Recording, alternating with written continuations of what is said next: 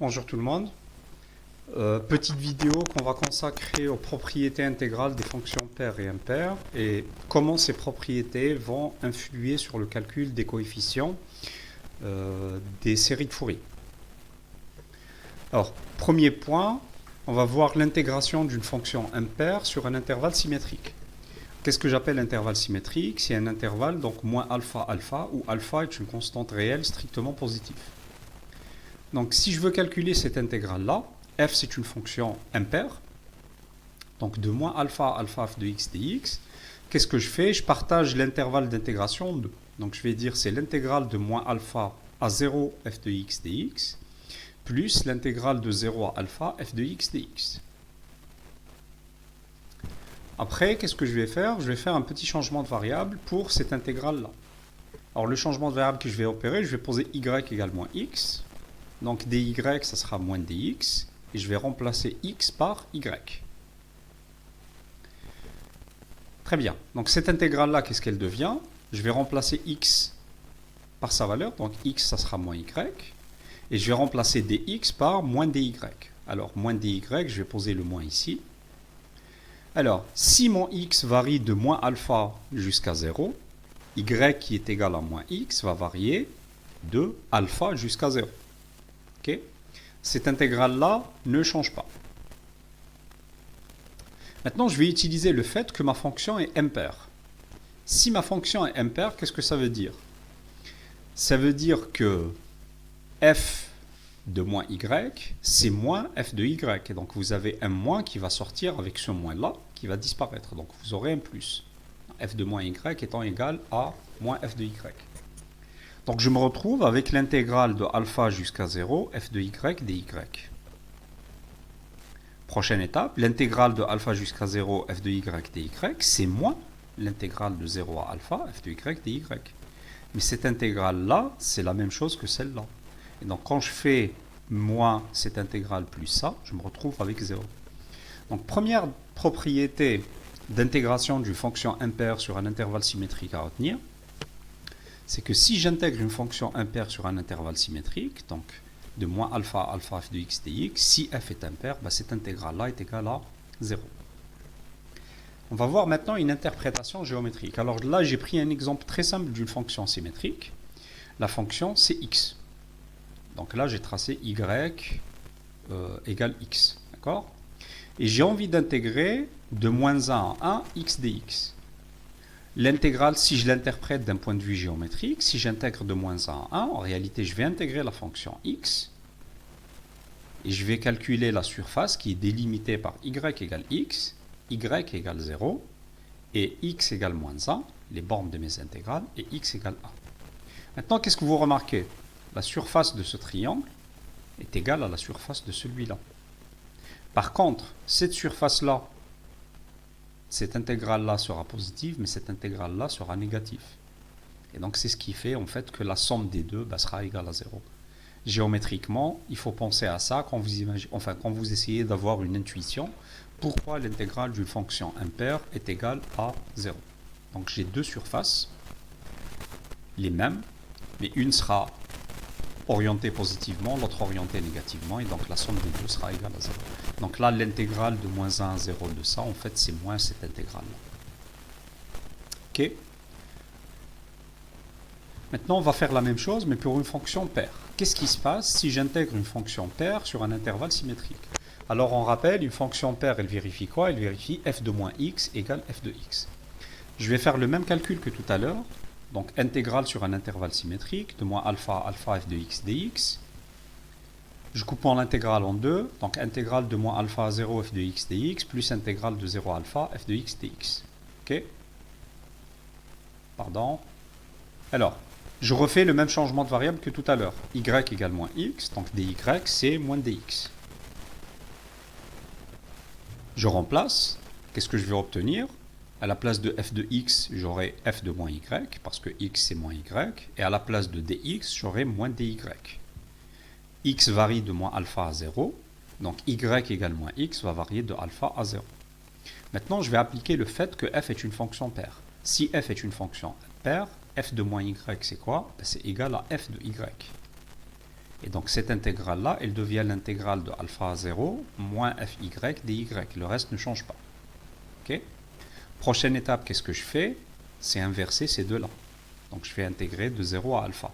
Et si je change, je vais multiplier par moins. Donc qu'est-ce que je vais obtenir? Je vais obtenir moins intégrale de 0 à alpha de moins fy. Les deux moins vont se neutraliser, donc je vais obtenir l'intégrale de 0 à alpha f de y dy plus la même chose. Et donc ça donne deux fois l'intégrale de 0 à alpha f de x dx.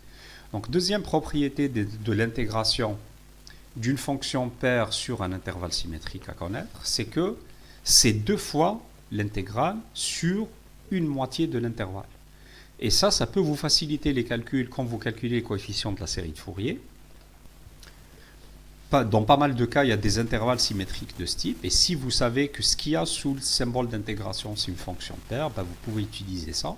Ça vous simplifiera toujours, en fait, une partie des calculs. OK. On voit maintenant géométriquement qu'est-ce que ça veut dire. Là, j'ai pris une fonction paire, également l'une des plus simples, donc la fonction x carré, de moins 1 à 1. Et en fait, qu'est-ce qu'on remarque? Si j'intègre de moins 1 à 1, j'intègre en fait ceci, entre y égale 0, et donc j'intègre ces deux surfaces. Et si je compare cette surface-là avec celle-là, on constate que c'est la même surface. Elles sont toutes les deux orientées positivement, donc elles sont égales. Et donc calculer cette surface-là, c'est juste deux fois celle-là. Donc c'est ce qu'on peut écrire comme ça. L'intégrale de moins 1 à 1 de x carré dx, c'est deux fois l'intégrale de 0 à 1 x carré dx. Ok. Deuxième partie maintenant de cette vidéo, on va étudier les propriétés de parité du produit de deux fonctions. Ça veut dire que je vais prendre à chaque fois deux fonctions, f et g. Je vais regarder si l'une est paire, l'autre est paire ou impaire. Qu'est-ce qui se passe pour le produit? Donc si je prends f une fonction paire, g une fonction paire, le produit f fois g sera une fonction paire. Alors pourquoi? On peut le démontrer facilement. Je vais commencer par la fonction fg, f fois g de moins x. Ça, c'est quoi? C'est f moins x fois g de moins x. Mais comme f est paire, f de moins x, c'est f de x. G de moins x, c'est g de x. Et donc, je me retrouve avec f de x fois g de x, qui est f fois g de x. Et donc, la fonction f fois g est paire. On va voir un autre cas. Maintenant, si f est impair et g est paire, f fois g sera impair. Donc si les deux sont différents, donc un est impair, l'autre est pair, le produit sera impair. Là également, c'est facile à voir. Je vais prendre f fois g de moins x. C'est f de moins x fois g de moins x. Comme f est impair, f de moins x, c'est moins f de x. Comme g est pair, g de moins x, c'est g de x. Je me retrouve, donc ça c'est moins f fois g de x. Et donc f fois g sera impair. Dernier cas, si les deux sont impairs. Donc si f est impair et g est impair, le produit sera pair. Pareil, le même petit calcul simple. F fois g de moins x, c'est f de moins x fois g de moins x. Alors, f est impair, donc f de moins x, c'est moins f de x. G est impair, donc g de moins x, c'est moins g de x. Quand je fais le produit, je trouve f fois g. Les deux moins là vont se neutraliser. Et donc, je vais avoir f fois g de x. Comment appliquer les deux petits éléments qu'on vient de voir au calcul des coefficients de la série de Fourier? D'accord?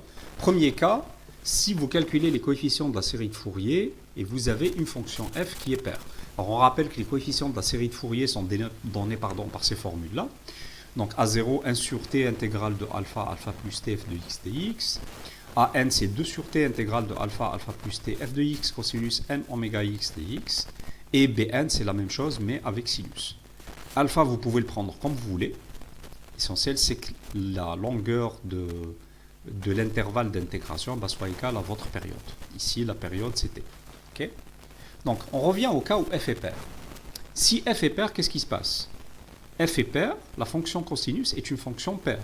Donc, ce produit-là, c'est une fonction paire.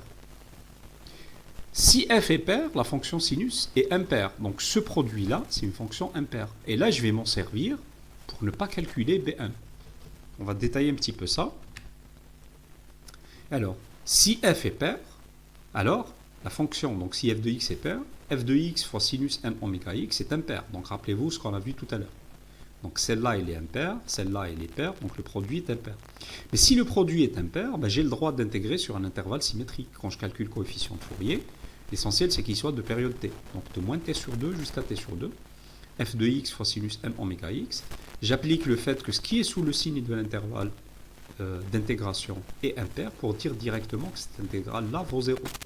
Et comme cette intégrale vaut 0, ben, tous les coefficients Bn vont valoir 0 et vous n'avez qu'à calculer An.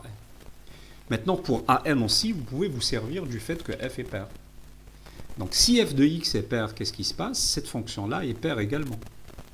Mais si cette fonction-là est paire, ben, l'intégrale sur un intervalle symétrique, après ça dépend si vous allez vraiment calculer sur un intervalle symétrique, mais ça peut être utile.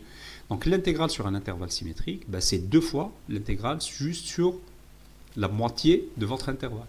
Et souvent on prend cette moitié-là, parce que c'est plus commode de calculer de 0 à t sur 2 que de calculer de moins t sur 2 à t sur 2. Maintenant, on va voir la même chose, mais dans le cas où f est impair. Si f est impair, qu'est-ce qui se passe? La fonction f est impaire, la fonction cosinus est paire, donc ce produit-là sera impair. Et donc c'est cette intégrale-là que je vais éliminer, je n'aurai pas besoin de la calculer. Maintenant, si f est impair, sinus est impair, le produit des deux sera pair, et je pourrais aussi m'en servir dans certains cas pour faciliter mes calculs. On détaille encore tout ça. Donc, si f de x est impair, le produit f de x fois cos, donc impair fois pair, me donne quelque chose qui est impair. Et là, l'intégrale de moins t sur 2 à t sur 2, f de x fois cosinus n oméga x, donc intégrale d'une fonction impaire sur un intervalle symétrique, là c'est 0. Et donc, si f est impair, je peux dire directement que An est égal à 0, quel que soit n. Maintenant aussi, si f est impair, la fonction sinus est aussi impaire. Donc ce produit-là sera pair. Et vous pouvez là également appliquer cette formule-là pour faciliter vos calculs. Donc l'intégrale de moins t sur 2 à t sur 2 f de x sinus n oméga x dx, c'est 2 fois l'intégrale de 0 à t sur 2 f de x sinus n oméga x.